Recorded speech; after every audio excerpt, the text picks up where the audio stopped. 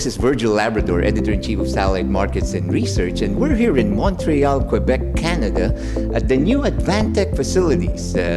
We're here with Tony Radford. He's the VP of Global Sales, and here to give us an overview of the new, pretty much a new company. It's been around for a long time, and Tony will brief us on that, and as well as give us a facility tour. So this is a brand new facility, just inaugurated in January. Absolutely right. Yep. It's a fantastic place. It's definitely more vast and elaborate than any facility I've worked at before. Mm-hmm. So it's quite impressive. Balin did a really good job, and as did the founder of Alga, Michael Perlstein, had all this built up prior to our coming in here. Mm-hmm. So it's a great place to call. Right. So give us a little background before we get into the tour of this facility or the details of this facility. Balin Technologies acquired Advantech. That was 2017, right? 2018 in January, the actual deal was consummated. Right. So Balin purchased the RF products away from the previous owners, the founders of Advantech. They didn't purchase the VSAT products or the modem products, so all the baseband stayed with the founders, and all of the solid-state power amplifiers, the antenna products, RF converters, terrestrial microwave, all that came with Balin. Right. So we, of course, had to we split the two entities out of the building over in Dorval, and over the course of it, then of course, a few months after that, the Alga MyTech brand was purchased in this factory. So we spent about half of last year pulling the Advantech assets away from the Dorval factory and moving everything into the Alga MyTech factory where we are now. Right. So give us a status, Tony. How's the integration of all those different companies progressed? It's gone well. I mean, we've had our little hiccups, as you can imagine, packing the two companies together.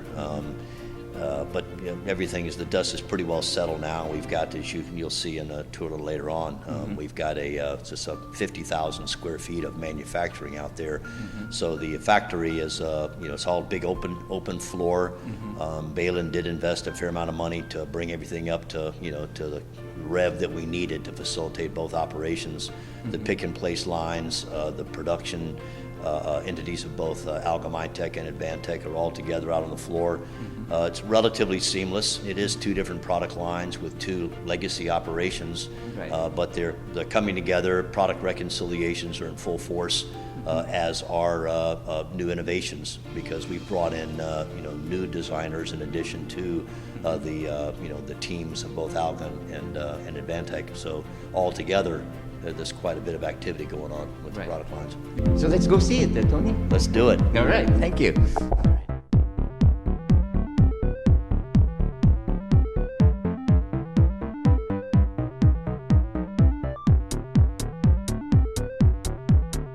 So what you see here is a little over 50,000 square feet of high bay factory.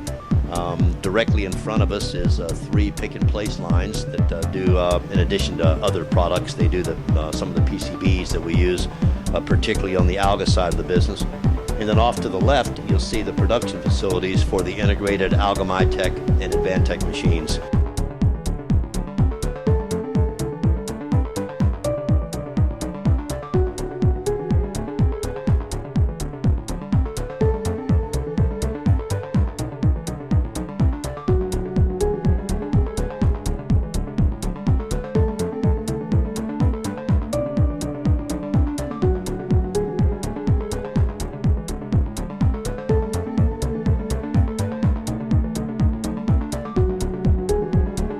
Okay, here you can see part of our production facility.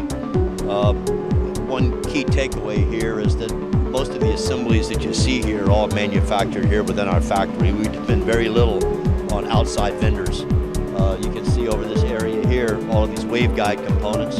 They're all manufactured in our machine shop here on the property.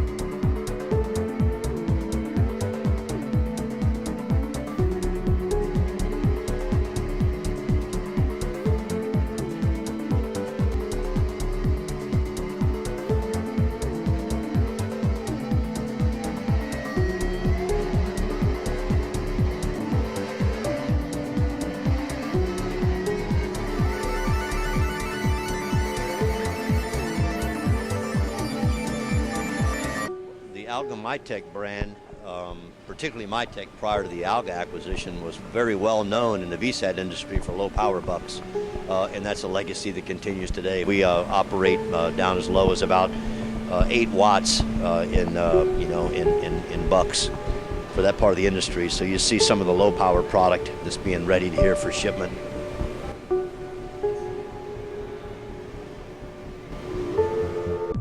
Along with the Alga acquisition came some assemblies that Advantech doesn't really have much of a history with, and that is this assembly right here, which is a complete feed assembly for a VSAT antenna, for a flyaway antenna.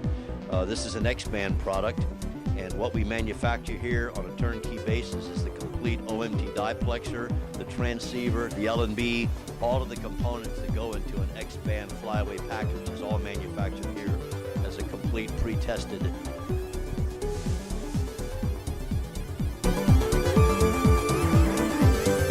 Another element of the prior Alga business is in passives. About half of Alga's business was in passive components, not just solid-state power amplifiers. So what you see here is basically one of the passive business units where we manufacture a lot of the components that go within our own assemblies, but we also sell them to others. Here behind us you can see our test and repair facility. So this is where all the RMA work is done, and any kind of returns, any kind of service work that's done on our products is in this group right here. We'll end here at the final step of the process. As you can see, we've got our bake machines where we do all of our temperature testing. So everything that we do before it ships, it gets burn in. I believe 48 hours of burn in for everything prior to shipment to obviously make sure it holds up to the ambient. And that pretty much ends the process. Once it leaves here, it's packed and ready to go. Ships from here, and goes out into the field. We do have support facilities. We spent the better part of last year opening up a facility in São Paulo, Brazil, where we actually have repair staff there, fully staffed with equipment, test equipment for repair in the Brazilian market. We also do some repair in India. We have a facility in Delhi that can do custom repair, and a couple of other spots that we're looking at that we haven't opened yet. But we realize that moving products around, in and out of across territorial lines is a little problematic and can delay things. So, our plan is to have good distributed facilities around the earth where we can do repair and service support very quickly. Also, we're very big in integrated systems. Some of our amplifier systems are, as I mentioned earlier, in thousands of watts, and sometimes those require periodic maintenance and repair. So we've got facilities in Asia and in South America and in the United States, and of course here in Canada, to support those large-scale projects that we engage in.